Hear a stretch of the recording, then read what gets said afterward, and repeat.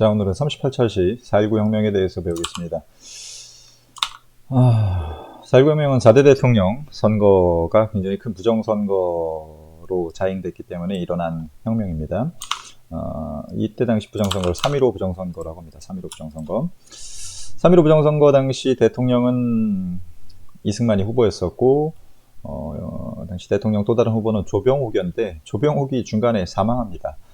대통령 선거 직전에 사망해서 이승만은 그냥 당선되는 게 이제 당연한 상황이었기 때문에 이승만의 당선은 걱정 없었는데, 당시 이승만이 나이가 아마 80살 그랬을 겁니다. 그래서 언제 사망할지 모르는 사람이었었기 때문에 당시 대통령이 사망하면 부통령이 대통령직을 이어받기 때문에 요 이기붕이라고 하는 이승만의 부하를 반드시 부통령에 당선을 시켜야 됐었는데, 얘가 굉장히 인기가 너무 없어가지고 요 부통령 라이벌이었던 장면이 당선될 가능성이 높았고, 만약에 장면이 당선된다 하면은 이승만의 정당은 완전히 쫓겨나고 민주당이 권력을 잡게 될 것 같은 그런 상황이었었기 때문에 요 이기붕을 부통령에 당선시키기 위해서 굉장히 조직적인 이기붕을 부통령에 당선시키기 위해서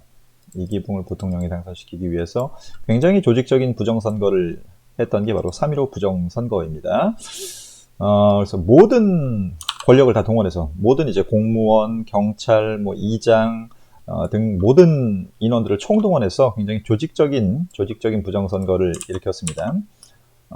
그래서 굉장히 조직적인 부정선거를 해가지고 그 사례들을 몇 개만 얘기를 하면은 투표함 불태우기, 여기 만약에 장면에 투표가 많이 들어가 있다, 그러니까 라이벌 부통령이 장면에 투표가 많이 나올 것 같은 지역이다 하면 가가지고 투표함을 뺏어온 다음에 불태워버리는 개판인 상황이 벌어지고 있었고, 그 다음에 5인조, 3인조, 9인조 투표라고 해서 짝지어가지고 투표장에 들어가서 한 사람을 조장으로 씁니다. 한 사람을 조장으로 해가지고 아줌마가 요 사람들 이기붕 찍는지 확인해 라고 하고 돈도 주고 협박도 하고 그런 식으로 해서 3인조, 5인조, 9인조 공개 투표가, 원래 투표는 비밀 투표였었단 말이야. 비밀 투표였었는데 공개 투표로 해가지고 짝을 지어서 확인하게끔, 이기붕 찍는지 안 찍는지 확인하게끔 선거 4대 원칙인 보통, 비밀 선거에 위배되는 거죠. 그 다음에 투표소에 깡패들을 동원을 해서 이 깡패들이 자유당이라고 하는 완장을 차기한 다음에,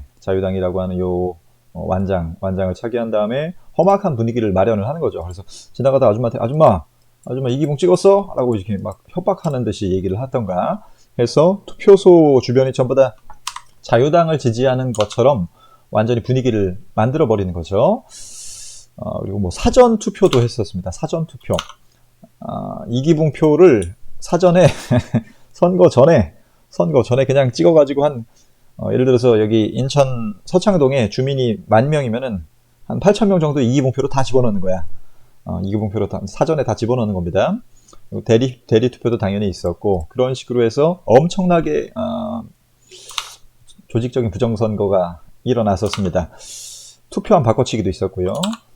미친놈들이지 이게. 그래서 부통령의 이기붕이 당선됐었는데, 이 부정선거를 항의하는 시위가 이미 3월 15일 당일 마산에서 일어나게 됩니다. 마산에서 일어나게 됐었는데, 이 마산 시위 첫날부터 요 시위대를 향해서 경찰이 총을 쏘기 시작합니다. 경찰이 총을 쏘기 시작을 하면서 여러 명의 사상자가 발생하게 되죠. 전부터 얘기했지만 당시 경찰들은 이미 일제시대 때부터 친일 경력이 있었던 경찰들이 아직까지 남아있었었고, 이미 60년대에 해방된 지 15년이 지났지만 친일 경찰들이 아직 남아있었고, 이 사람들은 3.1운동 때부터 시민들한테 총을 쏘는 것이 그냥 일반화된 인간들이었기 때문에 그냥 막 쏘는 거죠. 시민들이 시위하니까는 해산시키기 위해서 총을 쏘는 그런 마산 시위 사건이 발생하게 되는데, 이 마산 시위 도중에 학생 한 명이 실종이 됩니다. 김주열이라고 하는 학생입니다.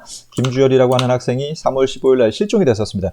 이 학생은 당시 마산의 한 고등학교에 합격자 발표를 보러 갔다가 우연히 이제 마산 시위에 참가하게 됐었는데, 이 학생이 3월 15일에 실종되고 나서 4월 11일 날 마산 앞바다에서 시신으로 떠오르게 됩니다. 바로 이 학생이 김주열이라고 하는 학생입니다. 이게 지금 모자이크 된 사진인데 이 시신에 뭐가 박혀 있었냐면은 경찰이 당시 사용을 했었던 시위 해산용으로 뿌리는 매운 포탄인 최루탄이라고 하는 포탄이 이 학생의 눈에 정통으로 박혀 있었던 상황으로 시신으로 발견이 됐었습니다. 원래 이 최루탄이라는 것은 시위대를 향해서 하늘에다가 발표를 하는 거예요. 하늘에다가.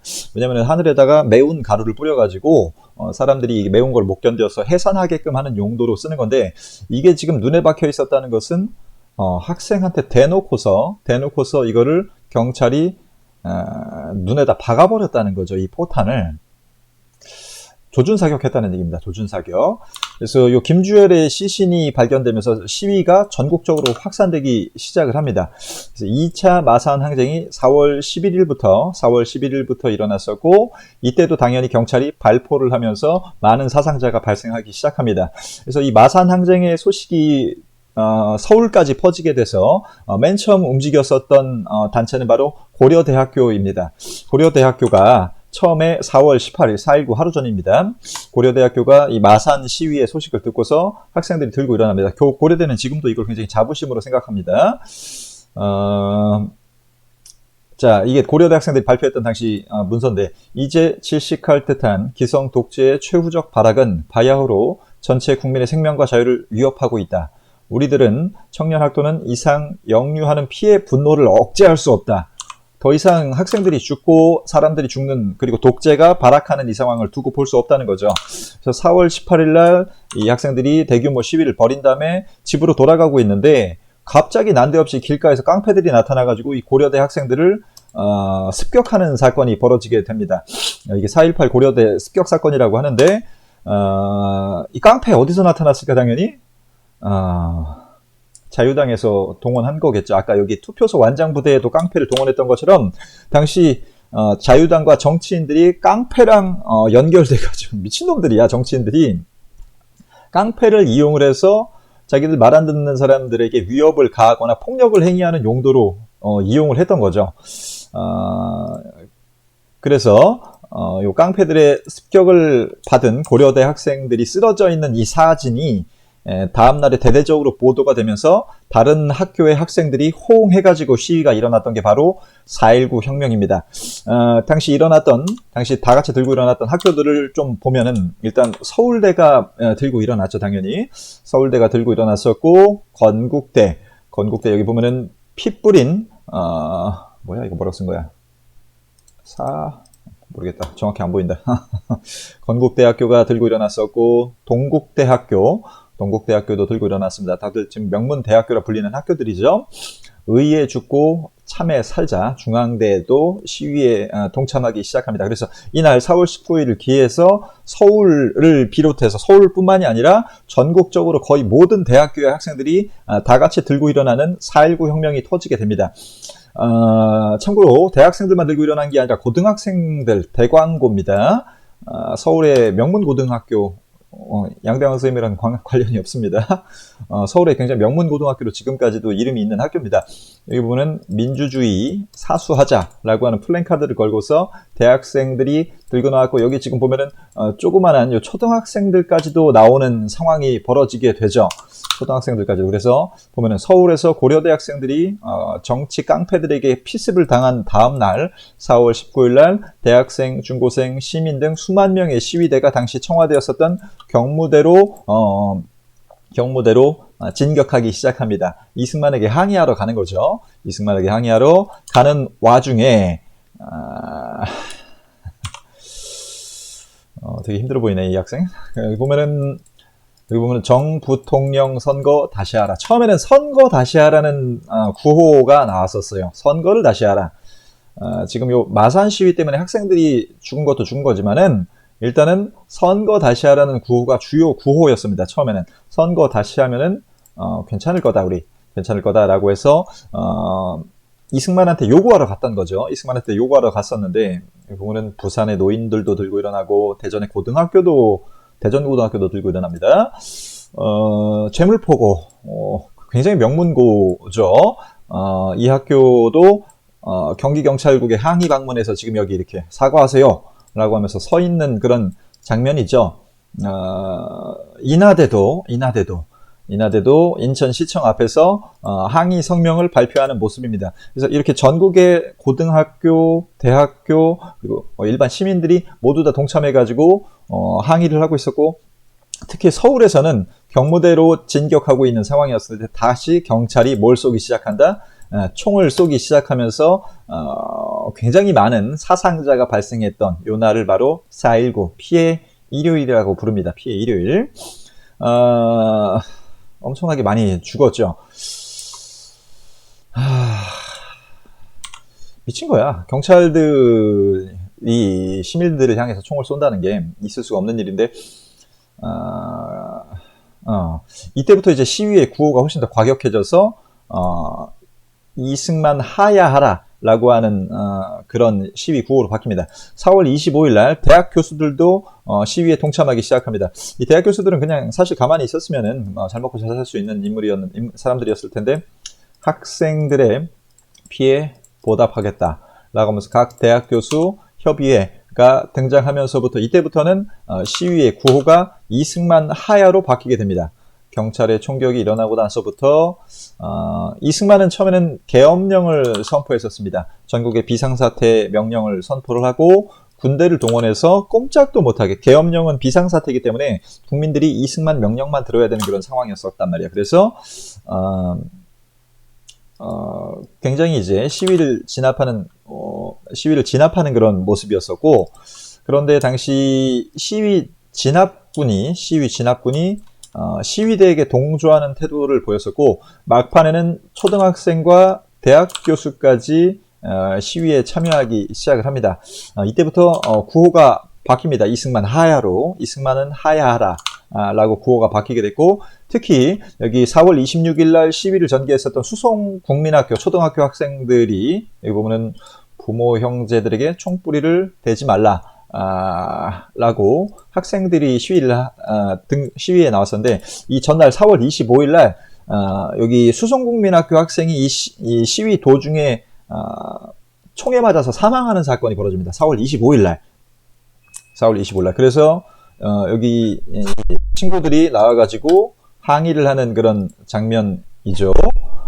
그래서 이런 시위, 그리고 계엄 진압군이 오히려 탱크에 시위대를 태워주는 그런 모습이 보이면서 4월 26일에는 서울의 파고다 공원에 있었던 이승만 동상이 파괴되는 그런 모습까지 보입니다. 그래서 이승만은 원래는 물러날 생각은 없었습니다. 모두 다 진압하고 다 죽여버리고 완전히 자기가 다시 이제 대통령을 할 생각이었었는데, 미국이 물러나라고 합니다.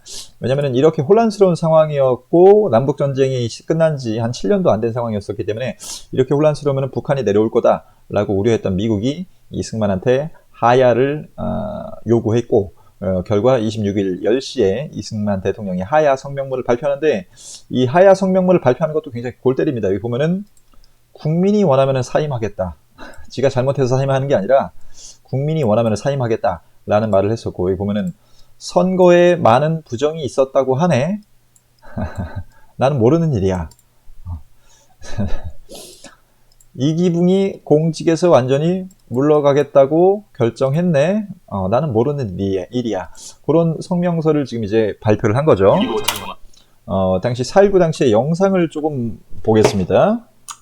자, 영상에 먼저 고려대학교 습격 사건부터 나오죠.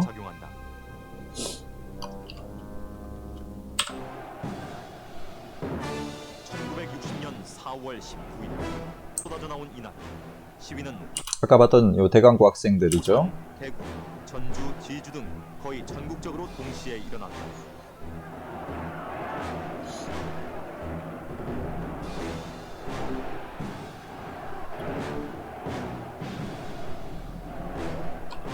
그리고 아까 여 학생 타고 있는 모습.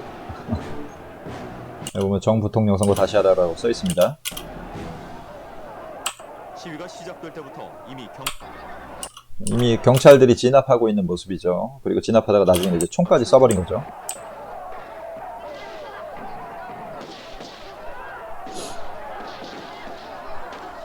경찰의 무차별 진압은 지켜보던 시민들의 분노를 일으켰다. 거리에서 박수를 보내던 시민들은 시위대에 합류하기 시작했다. 오후 12시 세종로와 태평로 일대의 시위대는 10만여 명으로 불어나 있었다. 시위대는 경찰의 저지선을 뚫고 경무대를 향해 가기 시작. 거의 전쟁 상황이죠, 지금. 경무대는 시위대 최종 목표였고 경찰에겐 이거는 지금 경찰들이 조준 사격을 하고 있죠. 여기 그리고 위에 터지는 요게 지금 체류탄입니다. 원래 체류탄이 이렇게 위에다 쏴야 되는데 아까 김주열 얼굴에다 그냥 박아버린 거야.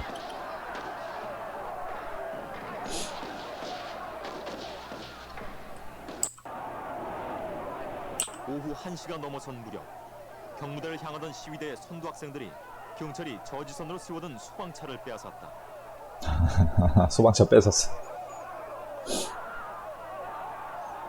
이때 경찰이 시위대를 향해 무차별 발포를 시작했다.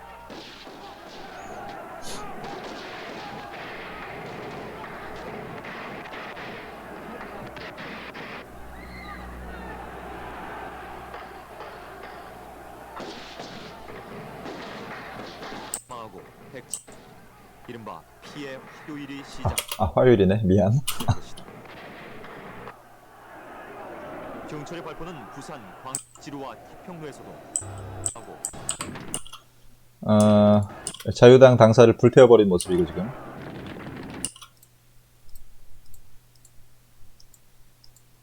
여기서 시위 부상자를 방문해 위로하는 등 사태 수습에 나섰다. 이승만은 여기 병원에 방문해서 지 때문에 일어난 일인데 와가지고 울고 있어.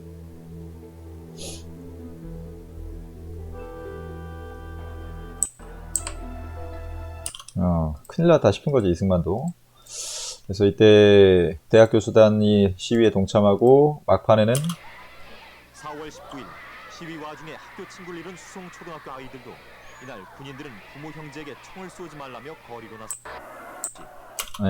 이렇게 초등학생들도 시위대에 참여했었고 오히려 계엄 군대가 시위대에 동조하는 모습을 보이면서 탱크까지 태워주는. 그리고 국민이 원하면 대통령직을 사임하겠다. 지가 잘못했다는 얘기 한 번도 안 해. 한 번도 안 해. 우리나라는 이런 적이 되게 많습니다. 예전에 그 세월호 사건 때도 박근혜 대통령이 잘못했다는 얘기는 잘 들어보면 잘못했다는 얘기는 한 번도 안 했습니다.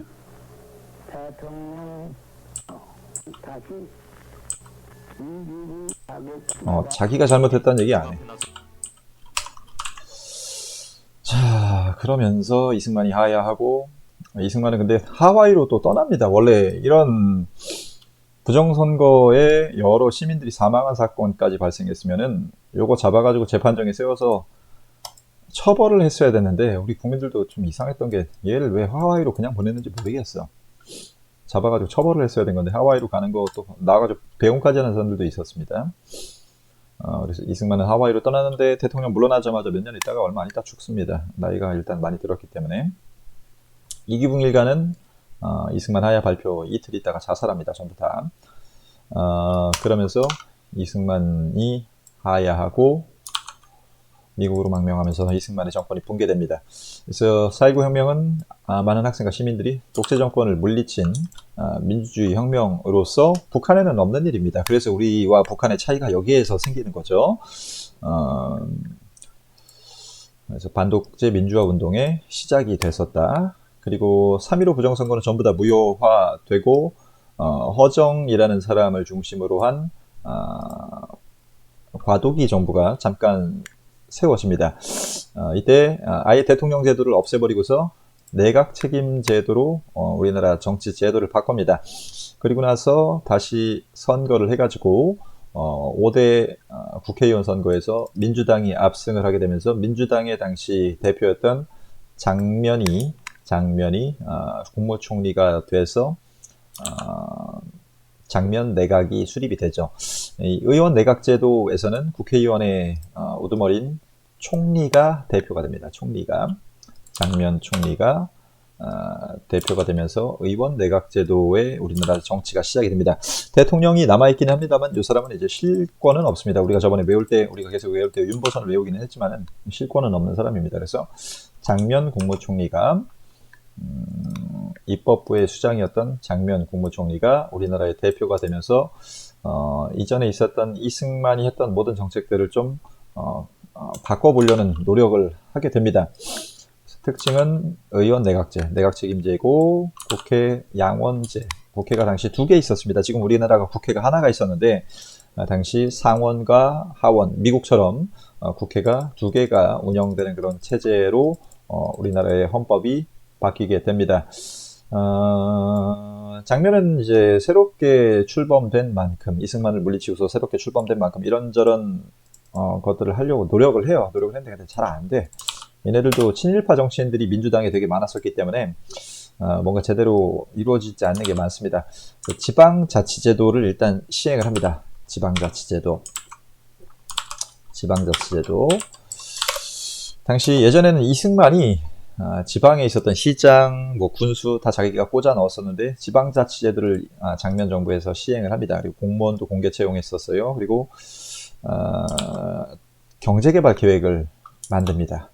여러분들이 알기로는 경제개발 계획은 박정희가 처음 만든 걸로 알고 있지만은 사실은 요 장면 내각에서 처음 만들어가지고 시도를 하려고 했는데 나중에 이제 박정희가 와가지고 요 경제개발 계획이 그때서야 시작이 되죠. 그다음에 3.15 부정선거 관련자들을 처벌하기 위한 헌법을 또 만듭니다. 그러면서 이런저런 노력을 하려고 했었죠.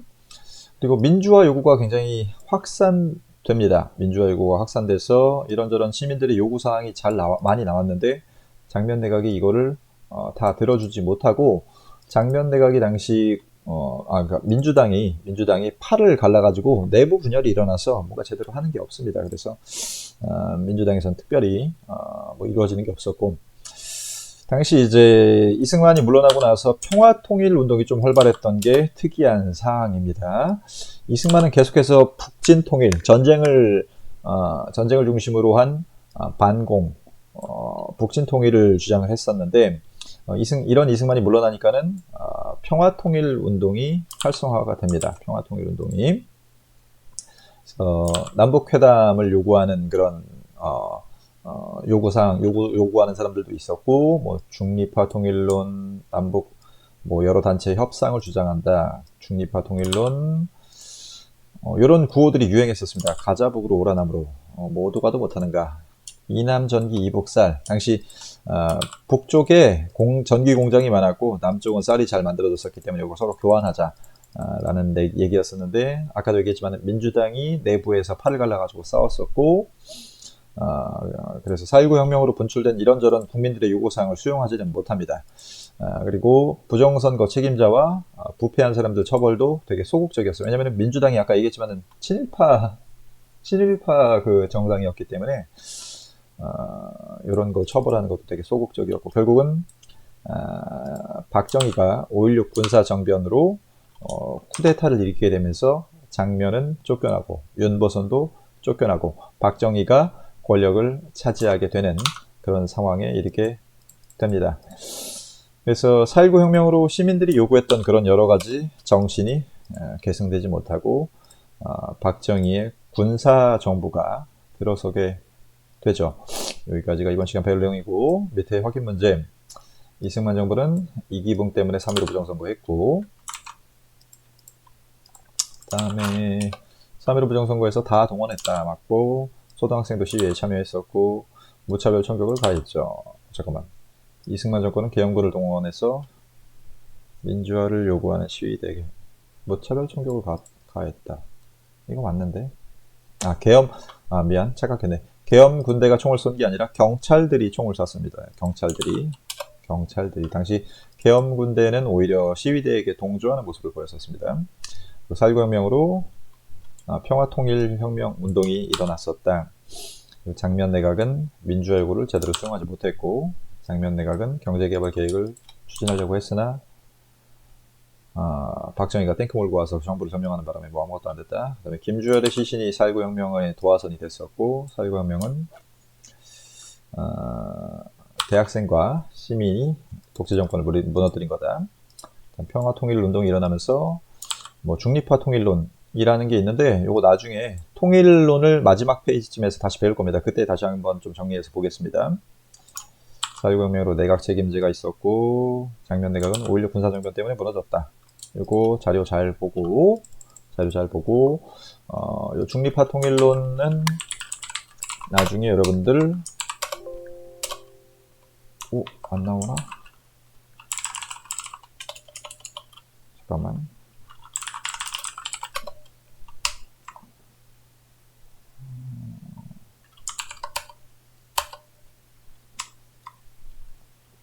사회구혁명 이후 민간의 평화통일 운동이 분출됐는데 제대로 수용 못했다. 이거 지금 봐야 되겠네. 미안. 자, 여기 중립화 통일론이라는 것은 다른 나라, 뭐 일본, 중국, 러시아 같은 나라들에게 인정을 받아서 우리나라를 중립국가로 만들어가지고 통일하자라고 하는 논의였는데 별로 다른 나라가 들어줄 리가 없죠. 우리나라 통일하는 거. 그다음에 남북 학생들이 일단 먼저 얘기하자. 당시 대학생들이 4.19 혁명의 주체였었기 때문에 학생들을 중심으로 해서 통일하자라고 하는 그런 논의도 있었고, 그다음에 이런 가자 북으로 오라 남으로 이런 주장들 잘 기억하길 바랍니다. 여기까지.